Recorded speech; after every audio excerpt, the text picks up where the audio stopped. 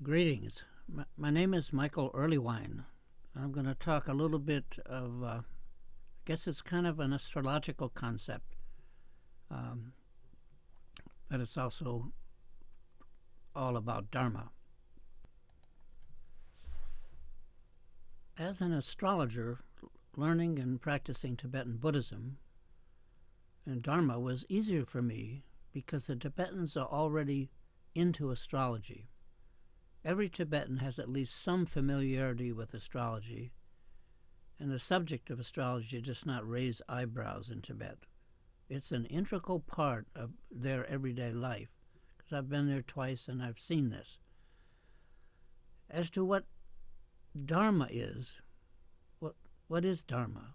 Well, that was something that I, as a Westerner, had to find out for myself, and it took a long time to get much of a sense of it, and I'm still learning it. I could easily just say that Dharma is the truth of it all, of our life, and leave it go at that. And we kind of know, you might know what I mean. And while each of us may not know what truth is in a final sense, we all know what the truth is when we see it and feel it for ourselves. And this tells us something. It tells me that the Dharma for each of us is individual enough, that what floats your boat can be different from what floats mine. Yet at the same time, we all seem to share a common sense of Dharma and also karma to one degree or another. Perhaps in the beginning, when in the late 1950s, I was first introduced to Zen Buddhism, and not Tibetan. It was too early for that. Dharma to me back then was nothing more than carefully raked sand in Zen gardens, teak and bamboo floors and the paper-covered shoji screens. That sense of minimalism and quiet beauty was kind of a stand-in for what Dharma meant to me back then, although I don't remember ever voicing it in that time. And as neat as the Zen environment was, my actual Dharma teachers turned out to be Tibetan. And that idea of Zen neatness didn't work for the Tibetan shrines and their whole approach. Instead, the Tibetan approach to what is sacred was much more like my own Roman Catholic upbringing. Vestments, rich embroideries, church Latin, and I was an altar boy at that, learning that church Latin and things like that. And in my introduction to Dharma, I had to do my practice in Tibetan for many decades. That's what our teacher wanted and insisted on. That was something in itself. I learned to read Tibetan, but never that well. Yet if the Tibetan scene was a profusion of colors and brocades on the outside, it cut to the quick pretty well on the inside. As the connection to my Tibetan Dharma teacher and the bond, which is called samaya, involved, was very profound, and for me it was life-changing. And my sense of Dharma required that I first go through my own sense of self to discover it, meaning, at least for me, the Dharma was only understood by my going within and not just looking for enlightenment or Dharma somewhere in the outside world. Rather, this approach to Dharma was a process of becoming familiar with my own mind, and whatever that is. And by familiar, I mean just that the Dharma is familiarity itself, personified, so to speak.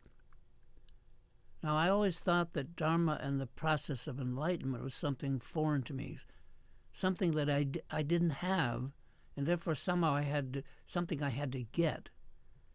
And since I didn't have it, the only place to find enlightenment, this is what I imagined, was somewhere out in the world, somewhere other than what I have now. Yep, yeah, that's not it. I was completely mistaken. And that's why I'm going through this, talking to you. Any and all enlightenment can only be found and come from the inside. Yes, a Dharma teacher on the outside can point out the Dharma to us. Yet that Dharma, when we look, will be found inside us, within us, and not somewhere outside, not something we have to go and find and get. It's already right there. And my Dharma teacher, a Tibetan rinpoche, used to say that recognizing the actual nature of the mind was a process of becoming familiar with the nature of that mind. And Rinpoche introduced me to that sense of familiarity. Yet because I had not seen or realized the nature of the mind myself, I assumed, and mistakenly so, as I mentioned earlier, that recognition, that realization was or would come to me from somewhere else, somewhere outside me, certainly not from right here where I am, because that was not enlightened at all as far as I knew. Well, again, that was my mistake. To look outside for what can only come from inside, from within us. And all that time, my Dharma teacher was repeatedly saying to me to become familiar with the nature of the mind. I just didn't quite know what he meant. Becoming familiar with anyone, especially with ourselves, means relaxing into who and what we are, warts and all. It's not somewhere or someone else, but becoming familiar with ourselves, just as we are right here and now. Of course, I wasn't too interested in doing that because I felt I knew myself, and it was that self that I wanted to enlighten that was causing me a lot of trouble. And I didn't want to get to know myself better at that point. I'd had enough of me. Anyway, the long and short of it is that when circumstances allowed, and what amounted to, for me, a perfect storm of life events formed and presented itself to me so that there was no wiggle room on my part, no escape whatsoever.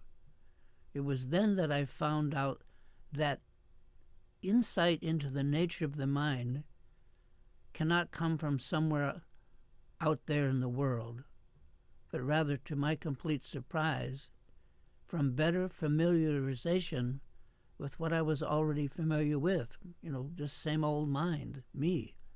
It came from inside of me, and it took forever for this to occur to me.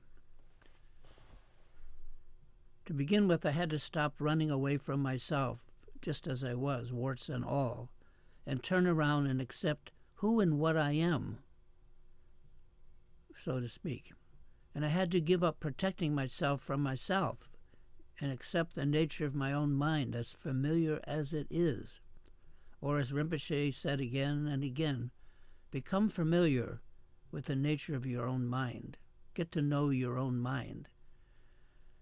I always thought that getting to know my own mind was something really, getting to know something I didn't know. That's not it.